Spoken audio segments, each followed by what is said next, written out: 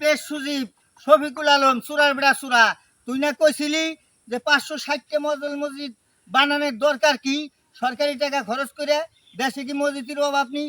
তো তোরা যে 360 কোটি টাকা খরচ কইরা 3 দিন সফরে যাইয়া কোনো কাজ তো করতেই পারলি না, আর অপমান হয়ে আইলি। অপমান তো তোরা অষ্টাই, সারা বাঙালি জাতিকে তোরা অপমান করছ। এই 360 কোটি টাকা দিয়া 360টা বেলি ব্রিজ করা যাইত। এই যে সরকারি টাকা, এই যে জনগণের টাকা খরচ করলি, এটা কি তোর বাপ দাদার সম্পদ পাইছ? তোগো এই টাকার হিসাব তো দিবি, আর তোগো ধরলে ছাড়বে না কিন্তু বাঙালি।